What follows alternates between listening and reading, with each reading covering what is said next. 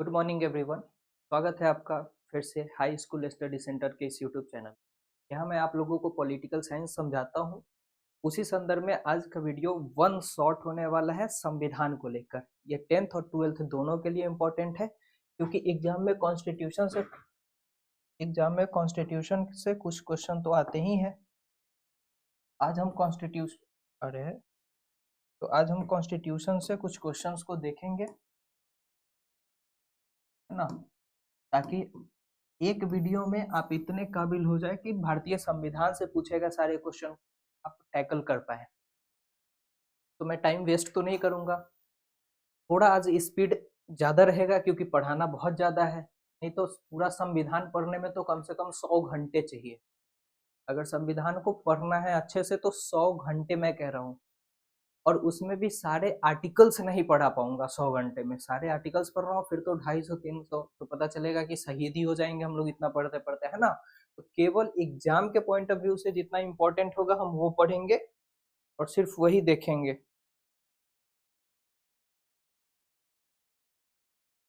क्या हो गया?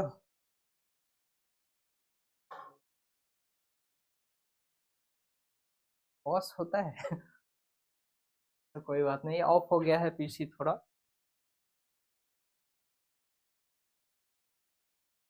कोई बात नहीं, ऑन हो जाएगा 1-2 सेकंड में।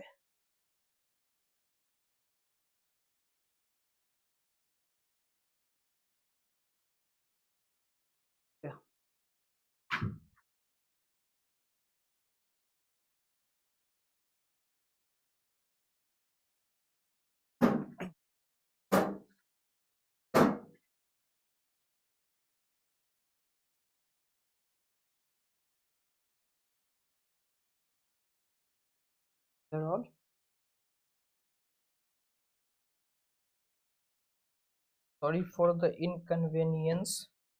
आई होप कि आप माफ कर देंगे। फिर से चलिए शुरू करते हैं। देखिए, आज वन शॉट में हम देखेंगे भारतीय संविधान।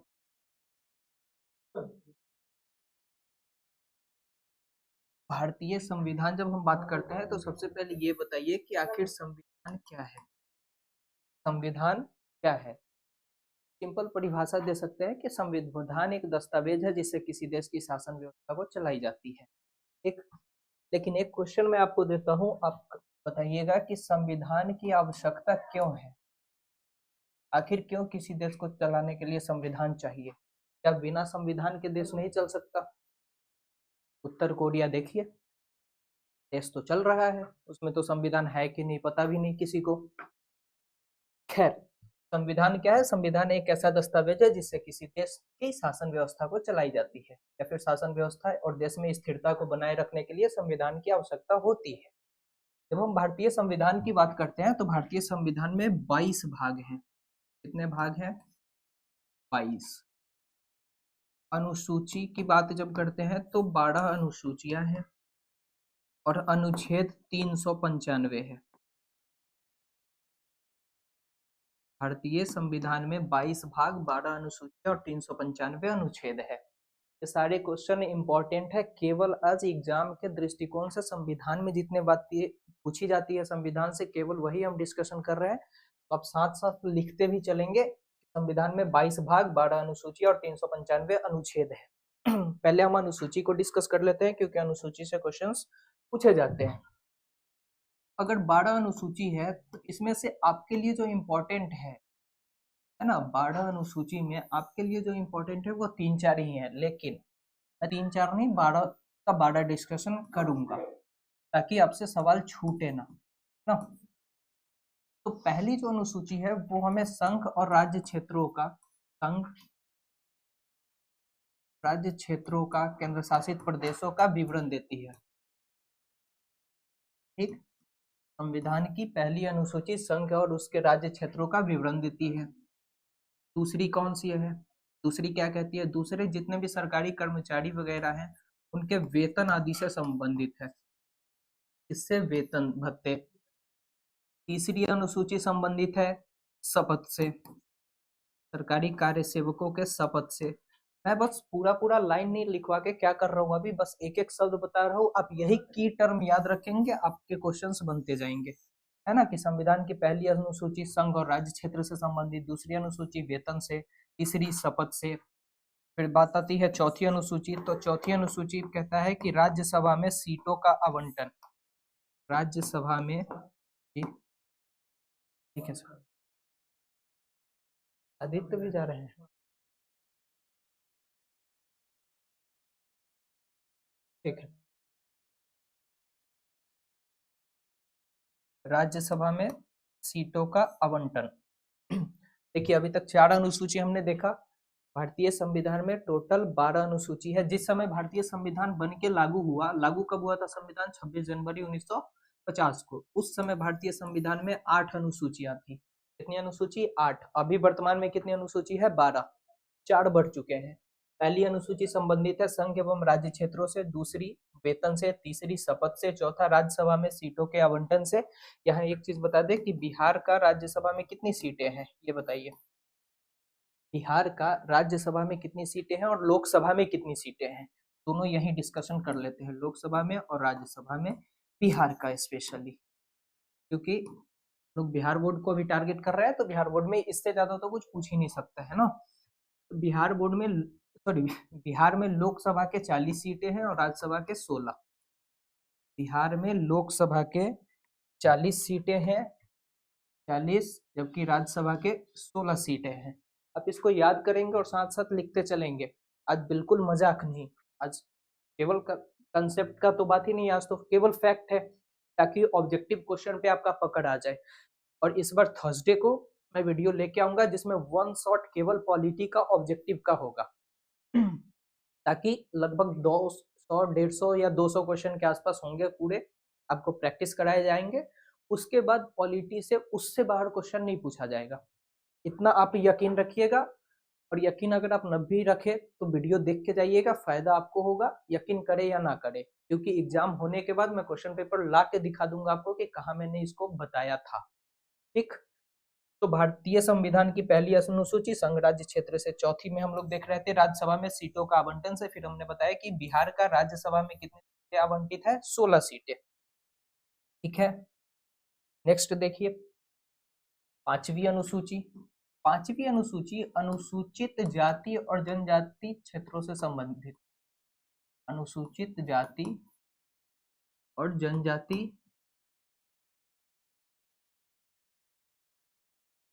के क्षेत्रों के प्रशासन से संबंधित, शासन से संबंधित। भारतीय संविधान की पांचवी अनुसूची में आप अनुसूचित जाति और जनजाति याद रखेंगे तो आंसर बन जाएगा। और एक और शब्द याद रखना है, प्रशासन। किससे संबंधित है? प्रशासन से। जब हम छठी अनुसूची की बात करते हैं तो इसमें 4 राज्य हैं, असम, मेघालय, त्रिपुरा और मिजोरम। असम, मेघालय, त्रिपुरा और मिजोरम, इन 4 राज्यों के प्रशासन से संबंधित जानकारी छठी अनुसूची में। फिर किससे? प्रशासन से। जबकि पांचवी अनुसूची क्या कहता है? अनुसूचित जाति और जनजाति के क्षेत्रों के प्रशासन से संबंधित। और छठी अनुसूची क्या कहता है? असम, मेघालय, त्रिपुरा और मिजोरम के किससे संबंधित? प्रशासन से संबंधित। सातवीं अनुसूची तो खूब पूछा जाता है एग्जाम में, तो जब सातवीं अनुसूची पूछा जाता ही है तो सातवीं अनुसूची हमने बताया भी है।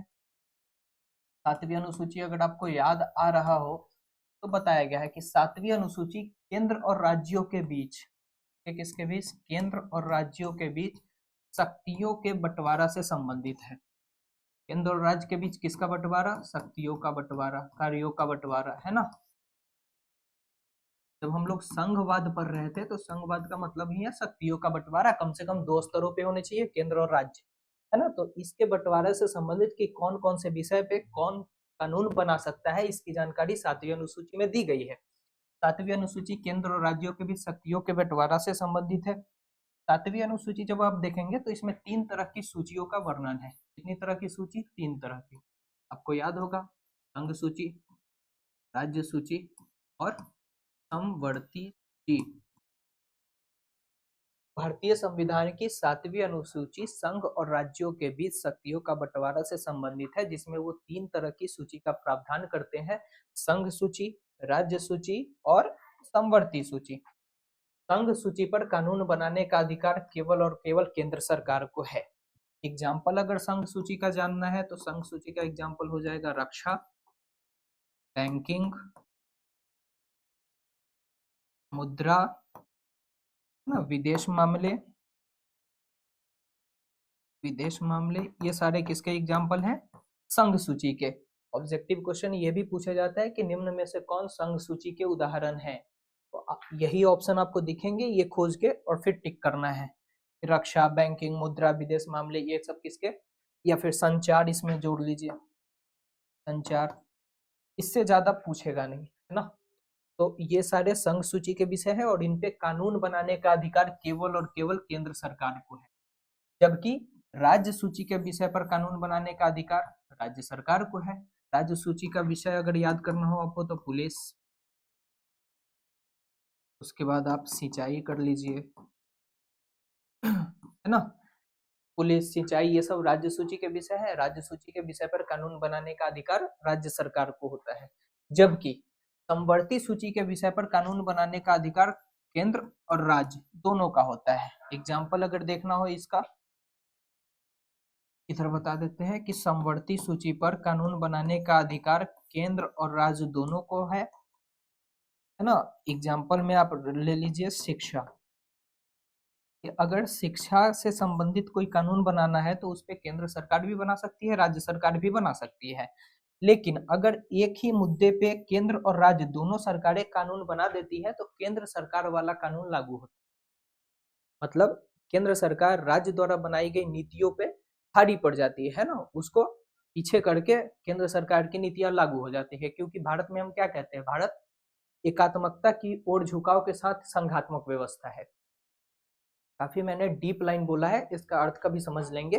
भारत एकात्मकता की ओर झुकाव के साथ संघात्मक व्यवस्था है कि हम शक्तियों का बंटवारा करते हैं, ठीक है, कोई दिक्कत नहीं है। संघ का अलग विषय है, राज्य का अलग विषय है, पर फिर भी हम कह रहे हैं कि एकात्मकता की ओर झुकाव है। मतलब जैसे आपातकालीन अगर प्रावधान आ गया तो वहां केंद्र सरकार हावी हो जाती है, आपातकाल लगा देगी। तो ठीक यहाँ भी आप देख रहे हैं कि जैसे ही किसी विषय पे टकराव केंद्र और राज्यों का हो रहा है तो पावरफुल कौन हो रहा है? केंद्र, है ना।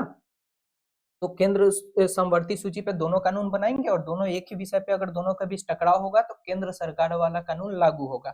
इसके अलावा जो चीज संविधान में वर्णित ही नहीं है कहीं, उसको कहते हैं अवशिष्ट विषय।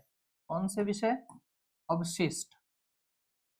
अवशिष्ट विषय पर कानून बनाने का अधिकार केवल और केवल केंद्र सरकार को है।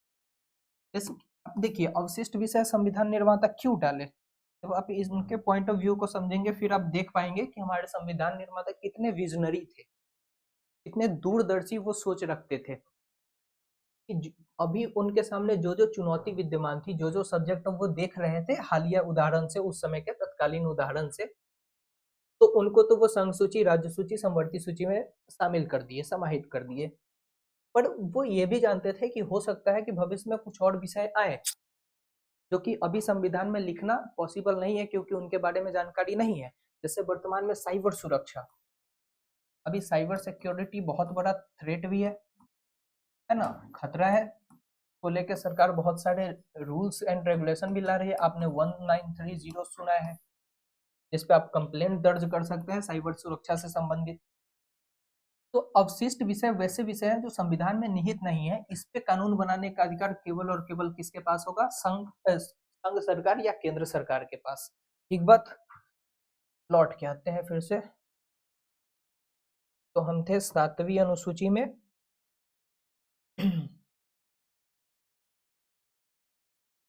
पेज कहाँ गायब हो गया 7वीं अनुसूची का? ठीक है, कोई बात नहीं, 7वीं अनुसूची हमने समझ लिया है। 8वीं अनुसूची देखिए। 8वीं अनुसूची भी हमने आपको बताया हुआ है कि भारतीय संविधान की 8वीं अनुसूची भाषा से संबंधित है, भाषाओं से। भारतीय संविधान की 8वीं अनुसूची 22 भाषाओं को आधिकारिक भाषा का दर्जा देती है। भारतीय संविधान की 8वीं अनुसूची 22 भाषाओं को आधिकारिक भाषा का दर्जा देती है। फिर हमने बात भी इसमें बताया भी था कि कौन कौन से भाषा आते हैं, एक बार और रिवाइज आपको करवा दे। आप काउंट कीजिएगा, ये 22 भाषाएं, कश्मीरी, हिंदी, पंजाबी, हिंदी, बंगाली, असामी, गुजराती, मराठी, कन्नड़, तेलुगु, तमिल, मलयालम, उर्दू, संस्कृत, नेपाली, मणिपुरी, कोंकणी, बोडो, डोगरी, मैथिली, संथाली, ये लगभग 22 भाषाएं हैं। इन भाषाओं को भारतीय संविधान की 8वीं अनुसूची में शामिल किया गया। ठीक, आपसे बस यही पूछा जाएगा कि 8वीं अनुसूची में कितने भाषा शामिल है, तो 22 याद रखेंगे, या फिर भाषाओं का वर्णन भारतीय संविधान की किस अनुसूची में है, तो 8वीं अनुसूची। देखिए 9वीं अनुसूची को पहला संविधान संशोधन द्वारा जोड़ा गया। फर्स्ट कॉन्स्टिट्यूशनल अमेंडमेंट एक्ट के द्वारा भारतीय संविधान में 9वीं अनुसूची को शामिल किया गया ताकि इसमें डाले गए विषयों को न्यायिक समीक्षा से दूर रखा जा सके। इसका क्या मतलब होता है? मैं कह रहा हूं, अभी मैंने आपको बताया था कि जिस समय संविधान लागू हुआ उस समय संविधान में केवल और केवल 8 अनुसूचियां थी। 9वीं अनुसूची बाद में जुड़ी। कब जुड़ी? पहला संविधान संशोधन के माध्यम से।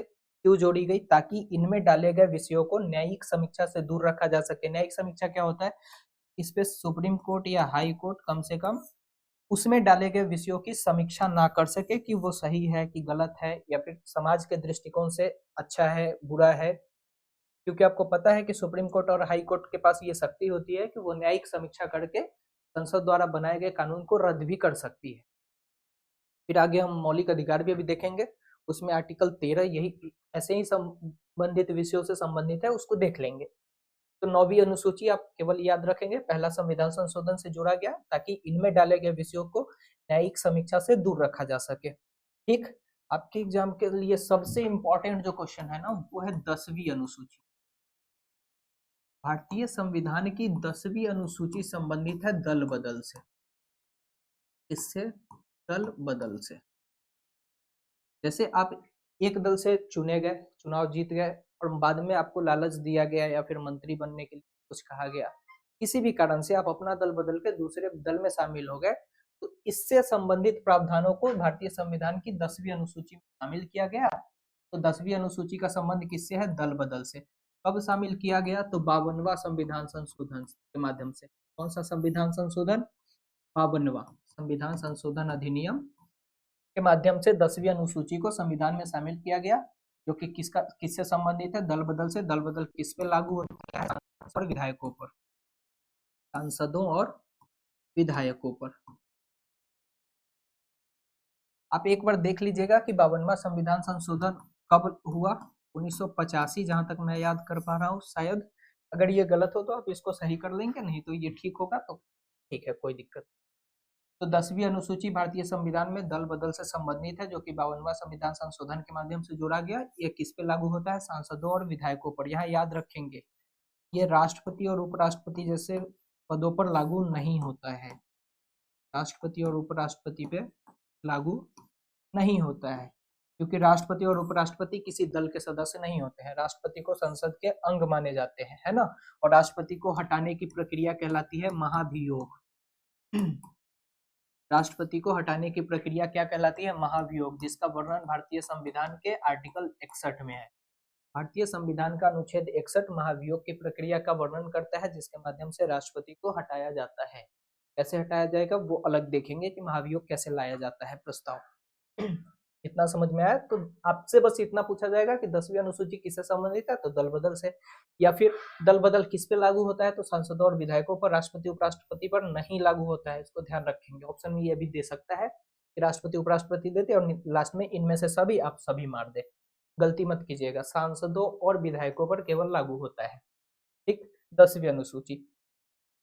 भारतीय संविधान की जो 11वीं अनुसूची है, भारतीय संविधान की 11वीं अनुसूची, यह पंचायती राज से संबंधित है, पंचायतों से संबंधित है। पंचायतों को जो कार्य सौंपे जाएंगे, है ना, जो शक्तियां दी जाएंगी, जो विषय सौंपे जाएंगे जिसपे वो कार्य कर सकते हैं, तो इन सबों का प्रावधान, पंचायतों से संबंधित प्रावधान 11वीं अनुसूची में शामिल किया गया है। ठीक, पंचायतों को अगर बात है कि कितने विषय सौंपे गए हैं, तो 29 विषय याद रखेंगे।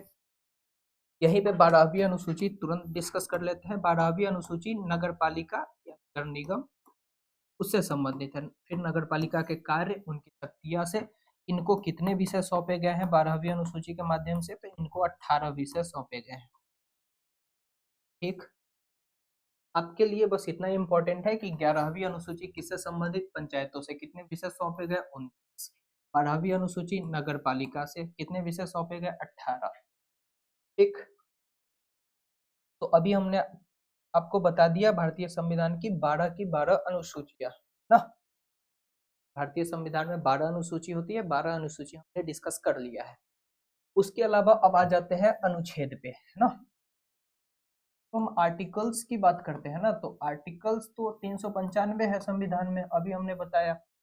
अगर कोई आपको कहे कि ये गलत है तो इसमें ना और सारे बढ़े हैं, जैसे आर्टिकल 19 है तो 19 का 1 2 ऐसे कर करके अगर बढ़ गया है, तो अगर कोई बोले कि गलत है तो आप सीधा 450 प्लस याद रखेंगे, काफी है। कोई कहेगा 465 है, मान लीजिएगा कि हाँ भाई ठीक है, और आपके एग्जाम में जो पूछा जाएगा ना वो ये दिखेगा ऑप्शन में 395, आपको 395 लेके चलना है ना। अभी बहुत ज्यादा जानने की आवश्यकता नहीं है, बस एग्जाम पे आपका फोकस होना चाहिए, मेरा भी वही है ना। अभी संविधान में पढ़ाने के लिए बहुत कुछ है, पढ़ने के लिए भी बहुत कुछ है।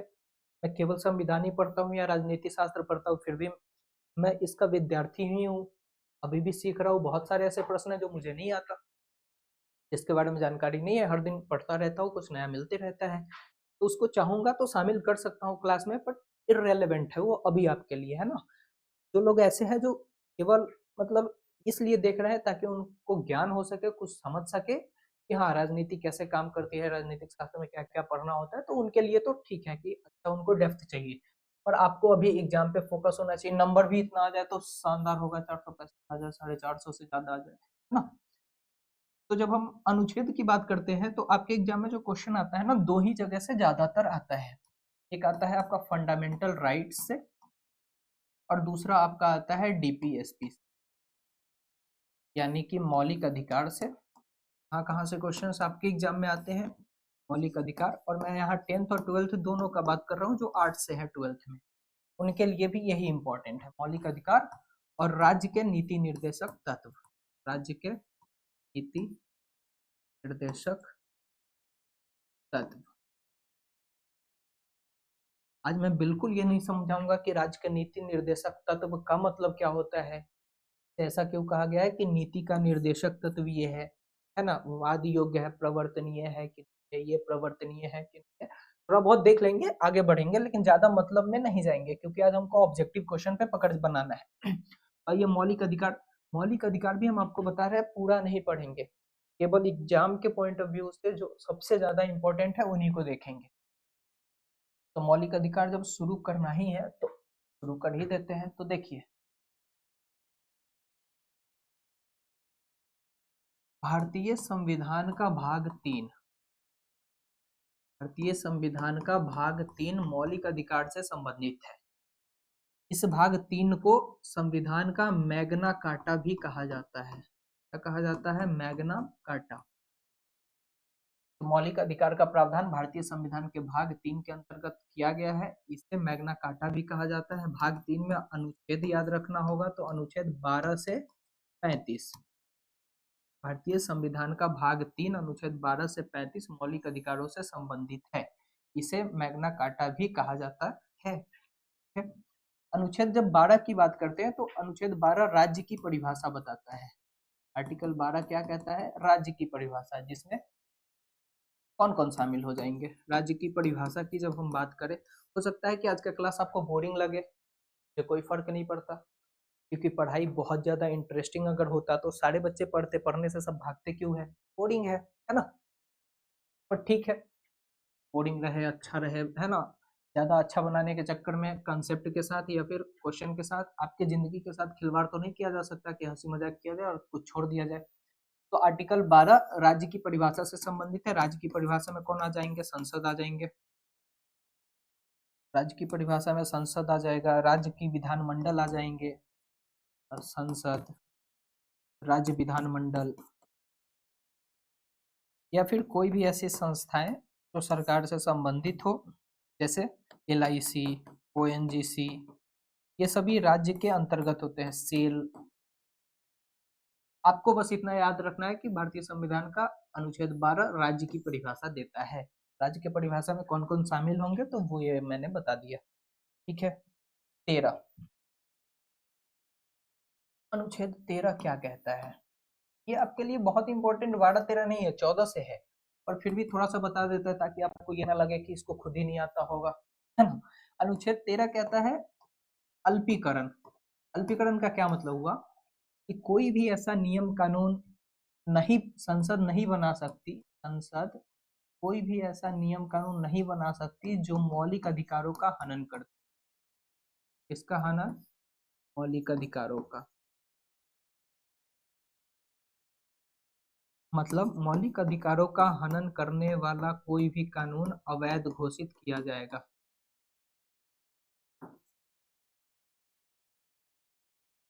अनुच्छेद 13 कहता है कि संसद द्वारा या राज्य विधानमंडल के द्वारा कोई भी ऐसा कानून या नीति नियम नहीं बनाया जा सकता जो मौलिक अधिकारों का हनन करता हो या फिर मौलिक अधिकारों के विरुद्ध हो।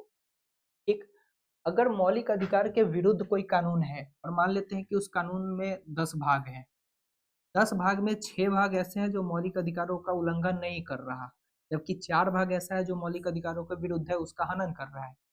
तो प्रावधान ये किया गया है कि केवल ये 4 के 4 भाग रद्द हो जाएंगे, अवैध हो जाएंगे, बाकी 6 का 6 भाग लागू रहेगा।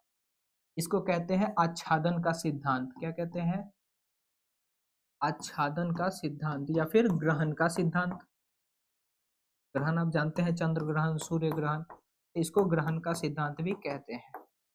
इसका मतलब क्या हुआ कि किसी भी कानून का उतना ही भाग रद्द होगा जितने भागों से मौलिक अधिकारों का हनन होता हो। अगर कोई ऐसा कानून बना है जो वर्तमान में मौलिक अधिकारों का हनन कर रही है तो वो रद्द हो जाएगा। अगर पूरा का पूरा कानून ही मौलिक अधिकारों का हनन कर रही है तो पूरा कानून रद्द हो जाएगा। कानून का कुछ हिस्सा मौलिक अधिकारों के विरुद्ध है तो उतना हिस्सा ही अवैध घोषित होगा, रद्द होगा। अगर भविष्य में, आच्छादन क्यों कहते हैं कि अगर भविष्य में वो सिद्धांत या वो कानून मौलिक अधिकारों के विरुद्ध नहीं रहा, वो मौलिक अधिकारों के साथ सामंजस्य बैठाने में सफल रहा, तो वो कानून फिर से लागू हो जाएगा। ठीक। इसीलिए इसको कहते हैं आच्छादन का सिद्धांत। तो अनुच्छेद 13 अल्पीकरण, यानी कि कोई भी ऐसा कानून संसद द्वारा या राज्य विधानमंडल के द्वारा नहीं बनाया जा सकता जो मौलिक अधिकारों का हनन करता हो। अब है अनुच्छेद, देखिए आपको पता है कि मौलिक अधिकार कितने हैं? याद होगा ही आपको। मौलिक अधिकारों की जो संख्या है वो 6। जिस समय संविधान बना उस समय कितना था? 7। बात है, संविधान जिस समय लागू हुआ उस समय 7 था। 7वां कौन सा था जो अब नहीं है? तो संपत्ति का अधिकार। संपत्ति का अधिकार। संपत्ति के अधिकार को मौलिक अधिकार की श्रेणी से निकालकर कानूनी अधिकार का दर्जा दे दिया गया है।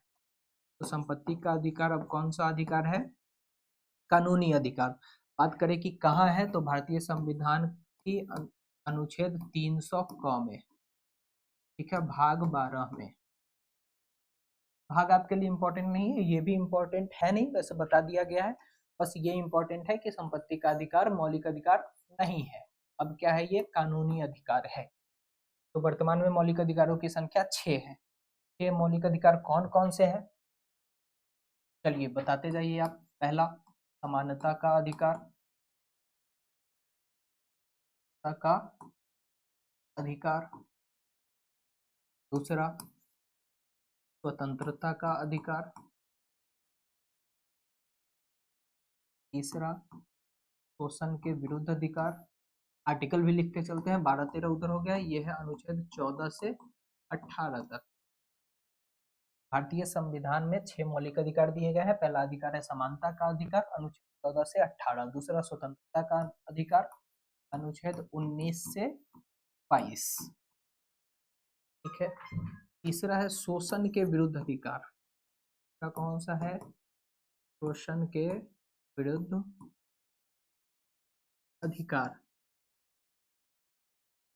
ये कहां से कहां? अनुच्छेद 23 से 24। 23 से 24। ठीक।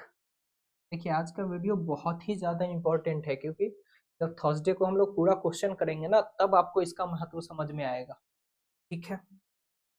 नंबर 4 देखिए कौन सा है, धार्मिक स्वतंत्रता का अधिकार। धार्मिक स्वतंत्रता का अधिकार। हालांकि ये तो बताया गया है पहले के वीडियो में कि कितने मौलिक अधिकार हैं। ये कहां से कहां तक, अनुच्छेद 25 से 28। ठीक। पांचवा मौलिक अधिकार कौन सा है, शिक्षा एवं संस्कृति का अधिकार। मतलब अल्पसंख्यक वर्गों के लिए शिक्षा एवं संस्कृति का अधिकार, एवं संस्कृति का अधिकार। अभी मैंने बोला अल्पसंख्यक वर्ग, तो अल्पसंख्यक वर्ग अगर मैं कह रहा हूँ ना, तो यहाँ अल्पसंख्यक का दो ही मतलब लीजिएगा, है ना। अच्छे एग्जाम जैसे बीपीएससी यूपीएससी में यही फंसा देता है कि अल्पसंख्यक में कौन कौन से अल्पसंख्यक शामिल है। केवल दो याद रखेंगे, भाषाई अल्पसंख्यक और धार्मिक अल्पसंख्यक। धार्मिक भाषाई अल्पसंख्यक और धार्मिक अल्पसंख्यक। तो अल्पसंख्यक वर्गों को शिक्षा एवं संस्कृति का अधिकार, आर्टिकल अनुच्छेद 29 से 30। ठीक, फिर से देख लीजिए। और लास्ट है संवैधानिक उपचारों का अधिकार। संवैधानिक, आप लोग लिखते चलेंगे, इसको छोड़िए मत, क्योंकि आपके लिए ही ये महत्वपूर्ण है। संवैधानिक उपचारों का अधिकार। मैं चाहता तो इसका पीपीटी बनवा के ले आता और सीधा पढ़ देता देख के, और अगर मैं पढ़ के आता हूँ, मैं समझ के आता हूँ, याद करके आता हूँ, समझ के, है ना, कंसेप्ट के लेवल पे समझ के आता हूँ, तो और मैं भी यहाँ लिख रहा हूँ, तो मैं आपसे भी ये एक्सपेक्टेशन रखूंगा ही कि आप भी इसको लिखें, केवल ऐसे ही जाने ना दे। अभी मैं साइड भी हूँ, आप वीडियो पॉज करके आराम से लिख सकते। आप सोच रहे होंगे कि भाई 12-13 मैंने बताया, फिर 14 से 18 ठीक है, इसमें पढ़ लेंगे, 22 भी पढ़ेंगे, 23-24, 25 से 28, 31 कहाँ गया, इधर 30, फिर आ गया 32, 31 कहाँ गया, तो पिछले स्लाइड पे ले चल के आपको दिखा देते हैं कि 31 गया कहाँ भाई। ये रहा आपका 31।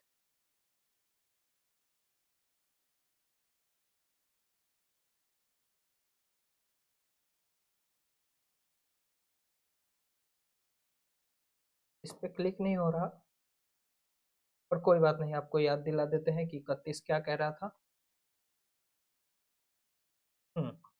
अभी मैंने आपको बताया था कि संपत्ति का अधिकार, अब क्योंकि मौलिक अधिकार नहीं रहा, तो अनुच्छेद 31 जो संबंधित था ना, वो संपत्ति के अधिकार से ही संबंधित था। के अधिकार से, अनुच्छेद 31 संपत्ति के अधिकार से ही संबंधित था। इसीलिए अब अनुच्छेद 31 मैंने लिखा ही नहीं है, क्योंकि वो मौलिक अधिकार है ही नहीं, अब तो ये कानूनी अधिकार बन गया। इसलिए 31 के बाद मैं सीधा कहाँ गया, अनुच्छेद 32 पे। आई होप आपको क्लियर हो रहा होगा। कोई दिक्कत यहाँ तक? दिक्कत हो तो पूछिएगा जरूर। कोई पूछता वछता है नहीं, पता है, मैं कमेंट्स चेक करते रहता हूँ, बाद में चेक करता हूँ, क्योंकि मैं तो रिकॉर्डेड अभी कुछ डाल रहा हूँ, क्योंकि लाइव सेशन में बच्चे जुड़ते नहीं है ना, तो मैं रिकॉर्डेड ही अभी इसीलिए डालता हूँ, मैं लाइव लेता ही नहीं। लेकिन रिकॉर्डेड में भी मैं कहता रहता हूँ कि कोई डाउट है तो पूछिएगा। या देखो, ये दो तरह के ही बच्चे को डाउट नहीं आता है, इसको आप गांठ बांध लीजिए, आपको देखने को भी मिलेगा। केवल दो तरह के बच्चों को डाउट नहीं आता। नंबर एक, जिसको सब कुछ समझ में आ रहा है, बिल्कुल अच्छे से समझ में आ रहा है, कोई दिक्कत ही नहीं है समझने में, टीचर भी अच्छा है, समझा रहा है, एक एक चीज जो डाउट आ सकता है वो पहले ही क्लियर कर दे रहा है। तो एक तो वो हुआ। दूसरा, जिसको कुछ समझ में नहीं आ रहा, उसको भी डाउट नहीं आता, क्योंकि समझ ही नहीं आ रहा। समझ ही नहीं आएगा तो डाउट कहाँ से आएगा। डाउट आने के लिए पहले समझना तो चाहिए, समझेंगे थोड़ा सा, फिर दिक्कत आएगा, फिर समझेंगे, दिक्कत आएगा, तभी तो या तो पूरा समझ में आ रहा है इसलिए डाउट नहीं आ रहा है, या फिर कुछ समझ में नहीं आ रहा है इसलिए डाउट नहीं आ रहा। लेकिन मैं यही कहूंगा कि अभी आपका एग्जाम है, समझ में आए या आप वीडियो देखिए, याद कीजिए, नोट्स बनाइए, लिखिए, जल्दी जल्दी क्वेश्चन, ऑब्जेक्टिव क्वेश्चन करते रहिए। सब्जेक्टिव तो कराया ही जा रहा है, लगभग खत्म ही है वो, है ना। और क्वेश्चन बनाते रहिए, एग्जाम में अच्छे मार्क्स लाइए, बाद में समझते रहिएगा। कमाल का बात है, कंपटीशन में बाद में यही पढ़ाया जाएगा, तो आप अच्छा खासा फीस देके फिर यही चीज पढ़ेंगे। बट अभी आपको लग रहा होगा कि ऐसे ही है ये, तो कोई बात नहीं, हम अपना काम करते हैं। तो पहला हमने देखा कि मौलिक अधिकार है समानता का समानता का अधिकार। पहला मौलिक अधिकार कौन सा है? समानता का अधिकार। अनुच्छेद कहां से कहां? अनुच्छेद 14 से। एक बात देखिए, भारतीय संविधान का अनुच्छेद 14 हाँ, अनुच्छेद 14 कहता है कि विधि के समक्ष समता और विधियों का समान संरक्षण। विधि के समक्ष समता और क्या? विधियों का समान संरक्षण होगा। विधियों का समान संरक्षण। ठीक है, विधि के समक्ष समता, अनुच्छेद 14 क्या कह रहा है? विधि के समक्ष समता और विधियों का समान संरक्षण। विधि के समक्ष समता का जो प्रावधान लिया गया, ये लिया गया ब्रिटेन से, जबकि विधियों का समान संरक्षण का प्रावधान कहां से लिया गया? अमेरिका से। एक क्वेश्चन और याद आ गया, अगर आपसे क्वेश्चन आ जाए कि मौलिक अधिकार को किस देश के संविधान से ग्रहण किया गया है, तो आंसर आप मार दीजिएगा अमेरिका। ठीक, मौलिक अधिकार अपने आप में कहां से लिया गया? तो अमेरिका से। एक मौलिक अधिकार किस देश के संविधान से ग्रहण किया गया? अमेरिका के संविधान। लेकिन मौलिक अधिकार के अंतर्गत अनुच्छेद 14 में शामिल विधि के समक्ष समता को कहां से शामिल किया गया? ब्रिटेन से। ठीक, विधि के समक्ष समता का मतलब है विशेषाधिकार का अभाव। का अभाव, विशेषाधिकार का अभाव। मतलब कोई भी ऐसा व्यक्ति नहीं होगा जिसको कानून के नजर में विशेषाधिकार मिला हो। नहीं, कानून की नजर में सब बराबर होंगे, इसी को कहते हैं विधि के समक्ष समता। जबकि विधियों का समान संरक्षण का क्या मतलब है? कि समान लोगों के साथ समान व्यवहार, समान लोगों के साथ समान व्यवहार और असमान लोगों के साथ असमान व्यवहार। असमान लोगों के साथ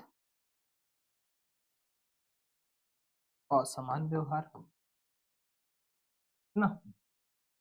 विधियों का समान संरक्षण यानी कि समान लोगों के साथ समान व्यवहार और असमान लोगों के साथ असमान व्यवहार। इसका क्या मतलब हुआ? अपना क्लास 11th का जो राजनीतिक सिद्धांत की पुस्तक आती है, जिसमें लगभग 7-8 चैप्टर है, स्वतंत्रता, समानता, अधिकार, नागरिकता, राष्ट्रवाद, धर्मनिरपेक्षता, ये सारे चैप्टर है। उसमें समानता का जब पढ़ेंगे ना, तब आपको समझ में आएगा कि समानता के भी दो अर्थ होते हैं, एक सकारात्मक, एक नकारात्मक। तो अगर सकारात्मक समानता लेंगे ना, तो उसका मतलब यही हुआ। अच्छा, मान लेते हैं कि हम किसी लाइन में लगे हुए हैं, कोई काम करवाने के लिए लाइन में लगे हुए हैं। ठीक, तो अगर आपके ही जैसा कोई दूसरा व्यक्ति आए और आपसे आगे लग जाए, वो भी ठीक है, बिल्कुल परफेक्ट है आपकी तरह, और आपके आगे लग जाए, जबरदस्ती करने लगे, आप लोग मिलके उसको हटाएंगे? बोलेंगे कि भाई पीछे आओ, लाइन से काम करवाओ, क्योंकि हम पागल थोड़ी है कि हम पहले से आके लगे हुए हैं, तो तुम भी पीछे लगो, बोलेंगे? कोई महिला है, आप उसको भी यही बोलेंगे? या फिर कोई विकलांग व्यक्ति या दिव्यांग जो वो है बोलते हैं, दिव्यांग व्यक्ति आए, वो आपके आगे लग जाए या फिर उनका लाइन अलग हो और उनको प्राथमिकता दिया जाए आपके ऊपर, तो क्या आप उनको भी बोलेंगे कि नहीं भाई पीछे लगो, हम उस समय से लगे हैं, तुम भी लगो, पीछे लगो? या फिर कोई वृद्ध व्यक्ति आए, उसको आप पीछे लगा देंगे? आई होप ऐसा आप नहीं करेंगे। ये क्या हुआ? जब समान लोग आया, आपके जैसा ही लोग आया जो बिल्कुल स्वस्थ है, फिट है, तो आपने उनके साथ समान व्यवहार किया, बोला कि भाई पीछे आओ, मैं अगर लाइन में लगा हूं ना, तो तुम भी लगो। जबकि असमान, आप तो बिल्कुल फिट है, फिजिकली फिट है, जो फिजिकली चैलेंज्ड लोग हैं, है ना, वो आए तो आपने उनको वरीयता दी, उनको प्राथमिकता दी। इसका मतलब है कि आपने असमान लोगों के साथ असमान व्यवहार किया, करना भी चाहिए। इसी को कहते हैं समानता। और कौन सा समानता? विधियों के समक्ष समान संरक्षण, जहां आपने असमान लोगों के साथ असमान व्यवहार किया। क्योंकि अगर मान लेते हैं ना कि आपने रेस ऐसा दौड़ा दिया जिसमें कोई दिव्यांग व्यक्ति है, वृद्ध व्यक्ति भी है ना, फिट व्यक्ति भी है, और आपने एक लाइन खींचा, आपने बोला कि यहीं से दौड़ शुरू करना है सबको, तो ये कहीं से जस्टिफाइड नहीं किया जा सकता। आप ये नहीं कह सकते कि ये समानता है कि हम सबको एक लाइन से, क्योंकि जो चैलेंज्ड लोग हैं, जो पीछे रह चुके लोग हैं, जो ऐसा तबका है जो वंचित रह चुका है शुरू से ही, उसको कुछ ना कुछ प्रोत्साहन देके, कुछ ना कुछ उनके पक्ष में नीतियां बना के, उनको आरक्षण जैसे व्यवस्था देकर आगे लाने का प्रयास किया जाएगा। ठीक, इसी को कहते हैं समान लोगों के साथ समान व्यवहार और असमान लोगों के साथ असमान व्यवहार। पूछा जाए कि विधि के समक्ष समता क्या है, तो ये एक नकारात्मक अवधारणा है। कंपटीशन एग्जाम में खूब पूछा जाता है। कैसे नकारात्मक है? क्योंकि अभी मैंने क्या बोला कि किसी को भी विशेषाधिकार दिया ही नहीं जाएगा, सबके साथ समान व्यवहार किया जाएगा। यहाँ फर्क नहीं पड़ता कि आप अमीर है, गरीब है, उच्च जाति के हैं, निम्न जाति के हैं, है ना, महिला है, पुरुष है, सबके साथ समान व्यवहार, यानी कि विधि के समक्ष समता। तो ये कौन सी अवधारणा है? नकारात्मक। हाँ, गलत नहीं, नकारात्मक का मतलब ये नहीं कि खराब अवधारणा है। नकारात्मक का मतलब कि यहाँ किसी तरह का डिफ्रेंसिएशन नहीं किया जाएगा, डिफ्रेंशिएट नहीं कर पाएंगे आप, सबों के साथ समान व्यवहार करेंगे। जैसे अगर मैं मर्डर कर दूंगा और मुझे 2 साल की सजा होने का प्रावधान है ना, भारतीय न्याय संहिता में अगर ऐसा लिखा है, तो वो अगर मर्डर भारत के प्रधानमंत्री भी करेंगे ना, तो उनको भी वही सजा मिलेगा। इसको कहते हैं विधि के समक्ष समता। और ये ऐसी अवधारणा है नकारात्मक। क्यों? क्योंकि ये विशेषाधिकारों को महत्व नहीं देती, होती है कि विशेषाधिकारों का क्या होगा? अभाव होगा। जबकि विधियों का समान संरक्षण, आप देखिए कि जो समान लोग हैं उनके साथ समान व्यवहार, जो असमान है असमान व्यवहार, उनके पक्ष में व्यवहार। तो ये कैसी अवधारणा है? सकारात्मक अवधारणा, सकारात्मक।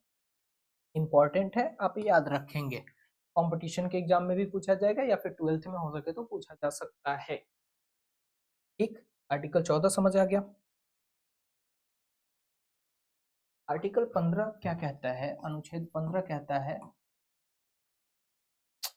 क्या दिक्कत है? अनुच्छेद 15 कहता है कि किसी भी व्यक्ति के साथ धर्म, जाति, लिंग, क्षेत्र, जन्म स्थान के आधार पर भेदभाव नहीं किया जा सकता।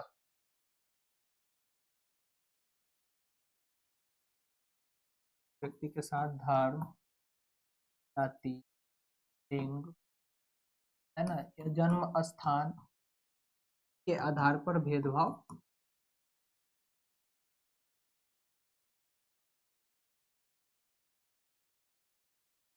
नहीं किया जा सकता। और किसी को भी सार्वजनिक कार्यालय या फिर सार्वजनिक स्थान है, जो दुकान है, वहां जाने से नहीं रोका जा सकता, होटलों में जाने से नहीं रोका जा सकता। ये अनुच्छेद 15 प्रावधान करता है।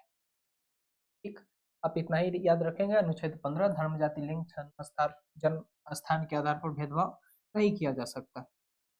देखिए, अगर संविधान को ठीक से पढ़ा जाए ना, केवल आपके एग्जाम को अगर याद नहीं रखा जाए, इतना कुछ है पढ़ने का, क्योंकि संविधान एक दर्शन है, मैंने बार बार कहा है। तो यहाँ भी प्रश्न चिन्ह लग सकता है क्या? तो ये बताइए कि राज्य सरकार आवासीय या निवास को वरीयता क्यों देती है? डोमिसाइल को। इस राज्य के निवासी हैं तो उनको प्राथमिकता दिया जाएगा, दूसरे राज्य के निवासियों को प्राथमिकता नहीं दिया जाएगा। दूसरे राज्य में जो पिछड़ी जाति में होंगे, वो अगर अदर कास्ट में, सॉरी, अदर स्टेट में अगर फॉर्म डालते हैं तो वो जनरल में काउंट होगा। क्यों? जब आप कह रहे हैं कि भेदभाव किया ही नहीं जा सकता, तो ऐसा प्रावधान क्यों है? इसी में अनुच्छेद 15 क्लॉज 4 जब आप देखेंगे तो आरक्षण का प्रावधान निकल के आता है कि सामाजिक और शैक्षणिक रूप से पिछड़े वर्गों के लिए शैक्षणिक संस्थान में आरक्षण की व्यवस्था होगी। तो समझने को तो संविधान में अभी बहुत कुछ है, पर आप बस इतना याद रखेंगे, धर्म, जाति, लिंग, जन्म स्थान के आधार पर भेदभाव नहीं किया जा सकता। अनुच्छेद 16 की जब बात आएगी, अनुच्छेद 16 आप बस याद रखेंगे, लोक नियोजन कार्यों में अवसर की समानता। अनुच्छेद 16 क्या कहता है? अवसर की समानता, मतलब प्रत्येक जाति, वर्ग, धर्म, भाषा के लोगों को अवसर मिलेगा आगे बढ़ने का, उनके साथ भेदभाव नहीं किया जाएगा। ठीक, तो नौकरी में फिर आरक्षण क्यों है? आप भी हमेशा डिबेट करते ही होंगे कि भाई अगर आप नौकरी में आरक्षण देते हैं तो कहीं ना कहीं आप योग्यता के साथ, मेरिट के साथ खिलवाड़ करते हैं, है ना।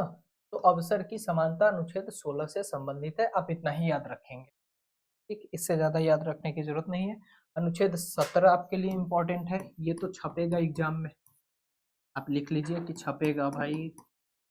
अनुच्छेद 17, अनुच्छेद 17 कहता है अस्पृश्यता का पूरी तरीके से उन्मूलन किया जाता है। अस्पृश्यता का अंत, अस्पृश्यता को ही क्या कहते हैं? छुआछूत। किसी भी रूप में छुआछूत की प्रथा को प्रचलित नहीं किया जाएगा, उसका अंत किया जाता है। इसका प्रावधान कौन कर रहा है? अनुच्छेद 17। एक अनुच्छेद 17 अस्पृश्यता का अंत करता है। फिर अनुच्छेद 18 में एक लाइन याद रखेंगे, उपाधियों का अंत, मतलब आपको उपाधि नहीं मिलेगी। आप सोचेंगे तो भारत रत्न क्यों मिलता है? भारत रत्न एक पुरस्कार है। भारत रत्न हो गया, पद्म भूषण, पद्म विभूषण, पद्मश्री, ये सब एक पुरस्कार है। सुप्रीम कोर्ट ने ही ये व्याख्या की है कि ये सब पुरस्कार की श्रेणी में आते हैं, इसको उपाधि नहीं मानते। इसीलिए सुप्रीम कोर्ट ने क्या कहा, जबकि पुरस्कार भी मिल रहा है ना, तो आप उस पुरस्कार को अपने नाम के प्रत्यय या उपसर्ग के रूप में नहीं लगा सकते, मतलब नाम के आगे या पीछे नहीं लगा सकते कि भारत रत्न और उसके बाद अपना नाम, या फिर अपना नाम उसके बाद भारत रत्न का प्रयोग करने से सुप्रीम कोर्ट सख्त मनाही करता है। क्यों? क्योंकि भारतीय संविधान का अनुच्छेद 18 क्या कहता है कि उपाधियों का अंत किया जाता है। समझ आया? तो समानता का अधिकार खत्म हो गया। अब है स्वतंत्रता का अधिकार। स्वतंत्रता के अधिकार के अंतर्गत अनुच्छेद 19 से 22 तक में है। इसके लिए आप, इसमें आपके लिए सबसे ज्यादा इंपॉर्टेंट है अनुच्छेद 19। ये हमने स्वतंत्रता का अधिकार लिखा है, थोड़ा समय बचाने के लिए आप समझ जाइए। इसमें आपके लिए सबसे ज्यादा इंपॉर्टेंट अनुच्छेद 19 और 21। एक अनुच्छेद 19 क्या कहता है, आप क्या लिखें? इससे सब्जेक्टिव क्वेश्चन भी बन सकता है कि अनुच्छेद 19 का वर्णन करें। अनुच्छेद 19 ना 6 तरह के अधिकार देता है, 3 4 5 6 तरह के अधिकार देता है। पहला अधिकार भाषण एवं अभिव्यक्ति की स्वतंत्रता, या फिर इसको वाक्य एवं अभिव्यक्ति की स्वतंत्रता भी कहते हैं। भारतीय संविधान का अनुच्छेद 19 क्लॉज 1 सब क्लॉज ए भाषण एवं अभिव्यक्ति की स्वतंत्रता देता है। इसी के अंतर्गत प्रेस की स्वतंत्रता भी निहित है। प्रेस की स्वतंत्रता संविधान के अनुच्छेद 19 क्लॉज 1 सब क्लॉज ए में वर्णित है। उसके अलावा क्या है, कहीं भी एकत्रित शांतिपूर्ण तरीके से सम्मेलन करने की स्वतंत्रता है। शांतिपूर्वक सम्मेलन करने की स्वतंत्रता है। अपना कॉपी कलम लेके लिखते जाइए साथ साथ में, आपको लिखने का टाइम दिया जा रहा है तो साथ साथ लिखते जाइए। क्लॉज 1 सब क्लॉज ए भाषण एवं अभिव्यक्ति की स्वतंत्रता, इसी के अंतर्गत प्रेस की स्वतंत्रता भी है। अच्छा, आपको पता है कि इंटरनेट चलाना भी मौलिक अधिकार है? कि आपको अगर इंटरनेट का अधिकार दिया गया है, आप इंटरनेट चलाते हैं, तो ये भी आपका क्या है, मौलिक अधिकार है। अधिकार है मौलिक, फंडामेंटल। और ये भी किसके अंतर्गत वर्णित है, आप ये बताइए, अनुच्छेद 19 में आएगा या अनुच्छेद 21 में आएगा? मात्र दो ऑप्शन। इंटरनेट चलाना अगर मौलिक अधिकार है तो अनुच्छेद 19 के अंतर्गत की 21 के अंतर्गत। हम इधर आते हैं, नंबर 3 में क्या है, संघ बनाने की या संगठन बनाने की स्वतंत्रता। बनाने की स्वतंत्रता। बस थोड़ा गति मेरा ज्यादा है ना, इतना भी ज्यादा नहीं है कि वीर गति आ जाएगा, ठीक है गति। आप ना मेरे वीडियोस को 1.5 गुना स्पीड करके भी देख सकते हैं अगर आपने पढ़ा हुआ है तो। पहले तो 3 में संगठन बनाने की स्वतंत्रता। अब अगर आप संगठन बनाएंगे तो इसका प्रचार प्रसार भी तो करना पड़ेगा, ठीक? तो प्रचार प्रसार करने की स्वतंत्रता कैसे याद रखेंगे? देखिए, पहला हमने भाषण दिया, भाषण दिया तो लोग जुड़े, लोग जुड़े तो सम्मेलन हुआ, सम्मेलन हुआ तो हमने सबको मिला के एक संगठन बना लिया। अब संगठन बना लिया तो संगठन का प्रचार प्रसार करना जरूरी है, तो संगठन का प्रचार प्रसार एक जगह होगा, घूम घूम के होगा, घूम घूम के होगा।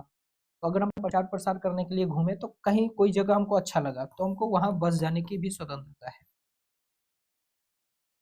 बसने की स्वतंत्रता, कि हम घूमते घूमते केरल चले गए संगठन का प्रचार करते करते, अब हमको केरल अच्छा लग रहा है, असम अच्छा लग रहा है, नागालैंड अच्छा भाग गया है ना, लद्दाख अच्छा लगा, कश्मीर अच्छा लगा, अब वहां बस सकते हैं। बसेंगे तो कुछ खाएंगे पिएंगे, भूखे रहेंगे, काम वाम करेंगे। तो कोई भी वृत्ति या व्यापार करने की स्वतंत्रता है, कोई भी वृत्ति या व्यापार करने की स्वतंत्रता है। स्वतंत्रता जो थोड़ा सा ना लिखने में हो जाता है, कोई भी वृत्ति या व्यापार करने की स्वतंत्रता है। तो ये 6 मौलिक अधिकार हमको आर्टिकल 19 के अंतर्गत दिया गया है। कैसे याद रखेंगे? पहला भाषण एवं अभिव्यक्ति की, भाषण अच्छा दिए, तो लोग जमा हो गए, सम्मेलन हुआ शांतिपूर्ण तरीके से, ऐसा नहीं कि हथियार लेके सम्मेलन, नहीं, शांतिपूर्ण तरीके सम्मेलन हुआ, लोगों को अच्छा लगा, तो हमने सबको जोड़ के एक संगठन बना लिया, संगठन बना लिया तो अब उसका प्रचार प्रसार करना पड़ेगा। अगर हमने उसका प्रचार प्रसार किया, मान लेते हैं, तो प्रचार प्रसार घूम घूम के किया, तो घूमते हुए कोई जगह पसंद आ गया तो वहां बस गए, हम बस गए वहां, अपना अब अपना काम धंधा शुरू करना चाह रहे हैं, तो कोई भी वृत्ति या व्यापार करने की स्वतंत्रता है, कोई भी वृत्ति या व्यापार कर सकते हैं। तो ये 6 तरह के मौलिक, अब देखिए फिर आर्टिकल 19 भी आपको कितने तरह के अधिकार दे रहा है, 6 तरह के, और मौलिक अधिकार भी कितने हैं, 6। तो आप कंफ्यूज मत होइएगा, मौलिक अधिकार भी 6 है, मौलिक अधिकार में एक अधिकार है आर्टिकल स्वतंत्रता के अधिकार के अंतर्गत, उसमें भी 6 तरह के अधिकार दिए गए हैं, कौन कौन से, वो ये है। आप चाहे तो वीडियो को पॉज करके यहाँ लिख, ठीक।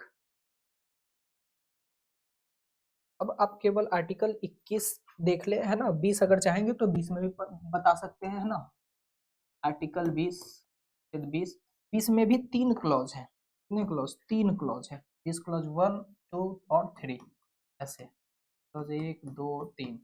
इतना जानना आपके लिए जरूरी है नहीं, ठीक, लेकिन फिर भी चलिए सुन लेते हैं बस। आर्टिकल 20 आपसे पूछा नहीं जाएगा, और पूछा गया तो इसका नाम क्या है आर्टिकल 20 का, अपराधों के लिए दोष सिद्धि के संबंध में संरक्षण। तो देखिए इतना बड़ा बड़ा नाम है, अपराधों के लिए दोष सिद्धि के संबंध संरक्षण, इतना बड़ा नाम है। इसमें क्या कहता है, 20 क्लॉज 1 या फिर इसमें जो 3 अनुच्छेद है वो हमारा क्या कहता है, तो 3 क्या कहता है, सुन। पहला कहता है कि आपने इस समय किसी कानून का उल्लंघन किया है, उसके बाद मुकदमा चला, मान लेते हैं कि मुकदमा का फैसला आया 10 साल बाद, तब तक कानून बदल गया। जैसे मान लेते हैं कि हमने 2025 में चोरी की, एक कलम चुरा लिया मैंने, ठीक, अभी कलम चुराने का सजा है कि आपको 200 रुपये जुर्माना देना पड़ेगा, ठीक। लेकिन आज से 10 साल बाद कानून बदला और सरकार ने इसमें संशोधन करके कर दिया है कानून कि अब कलम चुराने के बदले में फांसी की सजा होगी। फैसला 10 साल बाद आया, उस समय कानून में क्या लिखा है, फांसी की सजा। तो ऐसा नहीं है कि मुझे फांसी की सजा हो जाएगी, क्योंकि क्या कह रहा है 20 क्लॉज 1 कि जिस समय हमने अपराध किया, है ना, समय का बड़ा ध्यान रखना है, जिस समय अपराध किया उस समय के कानून के हिसाब से सजा होगा, ठीक। इस समय हमने कोई अपराध किया, उस समय किस प्रावधान का उल्लंघन किया है मैंने, किस कानून का उल्लंघन किया है, उसके लिए क्या दंड है, उस अनुसार से सजा होगा, ठीक। नंबर 2 क्या कहता है, दोहरी क्षति नहीं, मतलब एक ही अपराध के लिए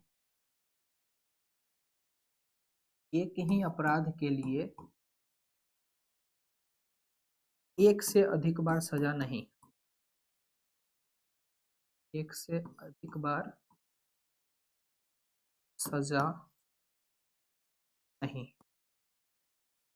मतलब अगर मैंने एक मर्डर कर दिया है, मुझे जेल हुआ, मान लेते हैं 3 साल में बेल हो गया, फिर मैं बाहर आया, फिर पुलिस पकड़े अंदर रख दे, तुम ही मर्डर किया था, बाहर कैसे आ गया, फिर चलो अंदर, फिर मजिस्ट्रेट के सामने पेश करे, फिर मुझे सजा दिलवा दे, ऐसा नहीं होगा।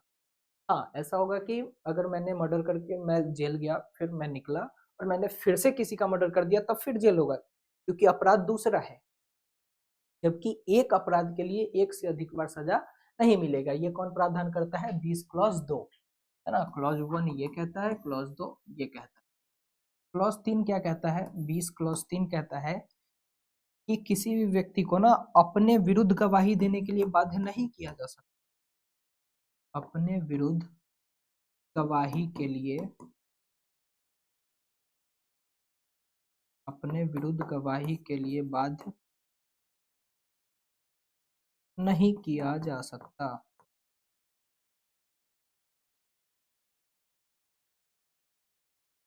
ठीक। मतलब अगर आप गिरफ्तार होते हैं, तो आपको पता ही है कि पुलिस ले जाता है, और पुलिस बहुत अच्छे से खाट तीरदारी करता है, ये बात जज साहब को भी पता है, संविधान निर्माता को भी पता था। पुलिस अपने पावर तो इसलिए मिला है ताकि वो पावर का सदुपयोग करे, उनके पास पावर है ताकि समाज इससे सुरक्षित महसूस करे। पर आपको पता है कि भारत की समस्या क्या है? यहाँ जिसको पावर मिलता है ना, वो अपनी दूसरे की भलाई के लिए उस पावर का यूज नहीं करता, बल्कि अपने वर्चस्व को स्थापित करने के लिए उस पावर का इस्तेमाल करने लगता। ये बात सबको पता था, भारत में संविधान निर्माता को भी पता था।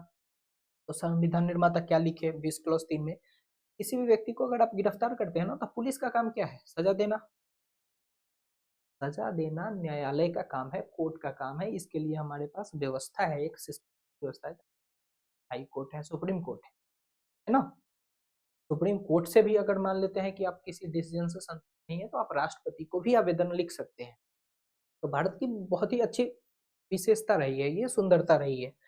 तो अगर पुलिस आपको गिरफ्तार कहती है, तो आपको पता ही है कि पुलिस को अगर सच में जो अपराधी है, अगर वो नहीं मिला और पुलिस पे दबाव है, मुख्यमंत्री का दबाव है मान लेते हैं, या फिर किसी का दबाव है कोई बड़े अधिकारी का, तो पुलिस क्या करती है? इसको कहते हैं ना अपना उल्लू सीधा करना। तो वो किसी को भी उठा के ले आएगी, उसका खातिरदारी करेगी अच्छे से, आपको पता ही है कितने अच्छे से करेगी, और उसको बोलेगी कि जल्दी से मान लो, है ना, अपना गुनाह कबूल कर लो कि तुमने ही ये किया है। ये क्या लिखा हुआ है? अपने विरुद्ध गवाही के लिए बाध्य नहीं किया जा सकता। पुलिस क्या करती है? करवाती है कि अपने विरुद्ध गवाही दो, बोलो कि हाँ मैंने किया है। उस समय आप निसंदेह एकदम बिना डरे बोल दीजिए, क्योंकि मार खाने से बेहतर है ना कि बोल देना, बोलिए कि हाँ मैंने ही किया है। पुलिस बोलेगा चल चल चल, इतना जब तू होशियार है तो मैं लिख के देता हूँ, साइन कर। आप भी आराम से बिना डरे साइन कर दीजिए, मार मत खाना, है ना, क्योंकि मार खा के आप कुछ नहीं करेंगे। फिल्म देख के आदमी के अंदर ना बहुत इमोशन जगता है, फिल्म में हीरो मार खाता रहता है पुलिस, क्योंकि हीरो ने संविधान नहीं पढ़ा है। अगर वो संविधान पढ़ता, 20 क्लॉज 3 पढ़ता, उसको पता होता कि अपने विरुद्ध गवाही के लिए बाध्य नहीं किया जा सकता, और पुलिस बाध्य कर रहा है, हीरो मार खाता रहेगा क्या मैंने ये जुर्म नहीं किया है। आप मार मत खाइएगा, क्योंकि आप हीरो नहीं है, मैं भी हीरो नहीं हूँ। मान लीजिए साइन करने के लिए देख कर लीजिए। आपको पता है, अभी पढ़ेंगे आर्टिकल 22। आर्टिकल 22 में क्या है कि किसी भी व्यक्ति को गिरफ्तारी का कारण जानने का अधिकार है, 24 घंटे के अंदर मजिस्ट्रेट के सामने पेश करना होगा, अपने मनपसंद वकील रखने का छूट है। आर्टिकल 22 ही ये कहता है ना, गिरफ्तारी के संबंध में वो प्रावधान है, यही 3 प्रावधान उसमें है। आपको पता ही है कि 24 घंटे के अंदर मजिस्ट्रेट के सामने भी ले जाया जाएगा। मजिस्ट्रेट के सामने जाके आप बोल दीजिए कि ये सब जबरदस्ती और डरा धमका के हमसे कबूल करवाया गया है, जबरदस्ती हमको बाध्य किया गया है, मैं ये मर्डर नहीं। क्यों? क्योंकि ये प्रूफ करना कि आपने ही मर्डर किया है, ये पुलिस का काम है। पुलिस सबूत इकट्ठा करे। ऐसा नहीं है कि आपको मार मार के या प्रताड़ित करके ब्लैकमेल करके आपसे ही गवाही ले ली, समझ गया? तो पुलिस बोले तो मान लेते हैं, मान लीजिए। कोर्ट में जाइए, जज साहब बड़े संवेदनशील ठीक व्यक्ति होते हैं, पुलिस भी सही होते हैं, ऐसा नहीं कह रहा कि सारे पुलिस वाले वैसे होते हैं, पर कुछ को रहता है, उनको रोब रहता है इस बात का कि वो कुछ है, सेवक है सब जनता का। लोकतंत्र में तो आपको पता है कि प्रधानमंत्री से लेके एक छोटा लोक सेवक तक, कर्मचारी तक, सारे जनता के ही सेवक हैं। अत्याचार भी जनता पे ही हो जाता है, कमाल की बात है। खैर, तो अपने विरुद्ध गवाही के लिए बाध्य नहीं किया जा सकता है, इसका प्रावधान आर्टिकल 20 क्लॉज 3 करता है। आर्टिकल 21 में आप एक लाइन याद रखेंगे, जल्दी जल्दी खत्म करते हैं हम। आर्टिकल 21 आपको जीवन का अधिकार देता है। अधिकार, जीवन का अधिकार। देखिए आर्टिकल इस ना बहुत विस्तारित है, इसमें जीवन का अधिकार है, स्वच्छ वातावरण का अधिकार है, मतलब स्वच्छ वातावरण में जीने का अधिकार, शुद्ध पेयजल भी आपको चाहिए जीने के लिए, मतलब जीने के लिए जो जो चीज चाहिए ना, वो सब आर्टिकल 21 में है। आर्टिकल 21 इतना व्याख्या इसका बड़ा है। कहीं बाहर घूमना है, देश विदेश में घूमना है, तो उसकी भी स्वतंत्रता घूमने की। कहाँ? देश से बाहर, क्योंकि देश के अंदर अगर घूमना हो तो आर्टिकल 19, कंफ्यूज मत कीजिएगा। देश के अंदर अगर घूमना है कहीं तो आर्टिकल 19 के तहत, जबकि घूमने का अधिकार देश के बाहर अगर कहीं जाना है घूमने, अमेरिका, रसिया, जापान, फ्रांस, कहीं भी, इसका ये कौन सा आर्टिकल आपको अधिकार देता है? आर्टिकल 21। एक ये मेनका गांधी वाद में सुप्रीम कोर्ट का डिसीजन आया था, वो कभी पढ़ेंगे तो। घूमने का अधिकार हो गया, शयन का अधिकार मतलब सोने का अधिकार, ये सोने का अधिकार भी मौलिक अधिकार है आर्टिकल 21 के अंतर्गत। अगर आपको सुबह कहा जाता है कि क्लास करने आओ, 5 बजे से आओ, लीजिए सर भारतीय संविधान के अनुच्छेद 21 के अंतर्गत हमें सोने का अधिकार दिया गया है, तो हम 5 बजे, ऐसा कहना नहीं है ना। क्योंकि पढ़ेंगे तो आपका ही भला होगा। है आर्टिकल 21 शयन का अधिकार आपको देता है, सोने का अधिकार मम्मी भी बोलती है।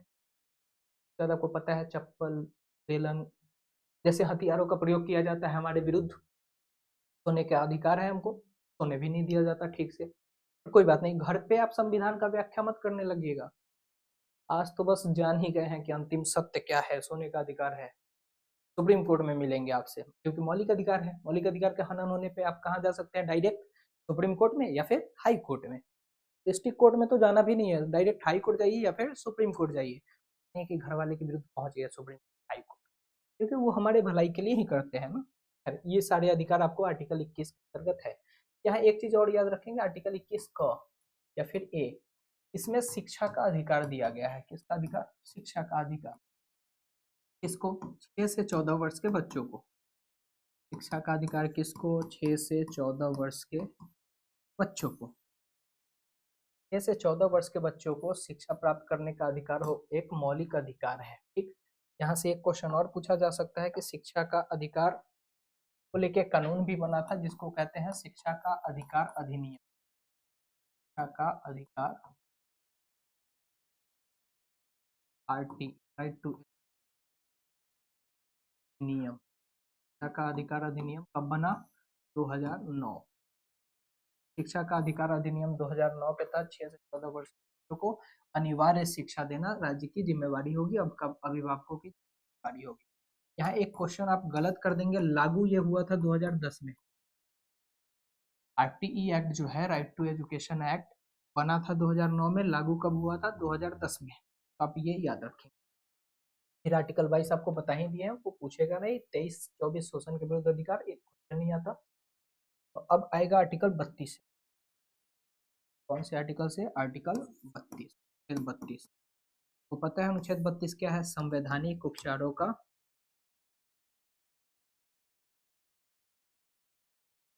संवैधानिक उपचारों का अधिकार। देखिए, जब भी किसी व्यक्ति के मौलिक अधिकारों का हनन होता है, अनुच्छेद 32 के तहत वो सीधे सर्वोच्च न्यायालय जा सकता है। सीधे कहाँ जा सकता है? सर्वोच्च। ये सब बात कौन कह रहा है? अनुच्छेद 32, सीधे सर्वोच्च न्यायालय। तो क्या हाई कोर्ट नहीं जा सकता? बिल्कुल जा सकता। हाई कोर्ट या सुप्रीम कोर्ट डायरेक्ट जा सकता है कोई भी व्यक्ति, संवैधानिक उपचारों के अधिकार के तहत। संवैधानिक उपचारों के अधिकार को ही डॉक्टर भीमराव अंबेडकर ने, BR अम्बेडकर ने क्या कहा था? संविधान की आत्मा कहा था, संविधान की आत्मा। तो संविधान की आत्मा किसको कहते हैं? अनुच्छेद 32 को। या फिर संविधान की आत्मा किसे कहते हैं? अब संवैधानिक उपचारों के अधिकार को किसने कहा था? डॉक्टर भीमराव अम्बेडकर ने। इतना आप याद रखेंगे, आपके लिए पर्याप्त है। आर्टिकल 32 के तहत सुप्रीम कोर्ट 5 तरह के रीट जारी करता है। आर्टिकल 32 के तहत कोर्ट रीट जारी करता है, 5 तरह के रीट। आप पांचों का नाम बस देख लीजिए, में नाम देता है। 5 तरह की रीट कौन कौन सी है? पहला है बंदी प्रत्यक्षीकरण, बंदी को प्रत्यक्ष कर देना, वो बंदी प्रत्यक्षीकरण। गिरफ्तार किए गए व्यक्ति को मजिस्ट्रेट के सामने लाने का बंदी प्रत्यक्ष। और क्या हो सकता है? परमादेश, सार्वजनिक अधिकारी को आदेश देना। उत्प्रेषण है ना, किसी भी मुद्दे को हाई कोर्ट अपने पास निम्न स्तरीय या फिर निम्न अदालत से अपने पास में मंगाता है। बंदी प्रत्यक्षीकरण, परमादेश, उत्प्रेषण, है ना, लिख दियो।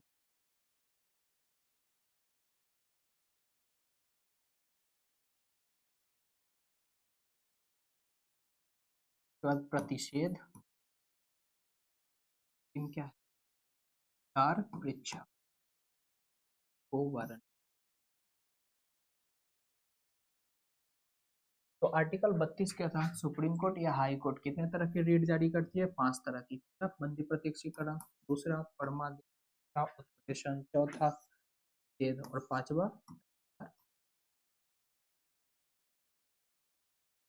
यहाँ तक हम मौलिक अधिकार को पढ़ लिया है। इसके बाद बस एक भी पढ़ना है, उसके बाद लगभग संविधान खत्म। थोड़ा सा निर्वाचन आयोग देख लेंगे, आपातकालीन प्रावधान देख लेंगे, वित्त आयोग का बता देंगे, है ना, उसके बाद खत्म हो जाएगा। तो ये सारे क्वेश्चन के फॉर्म में इस बार थर्सडे को आपकी क्लास होगी।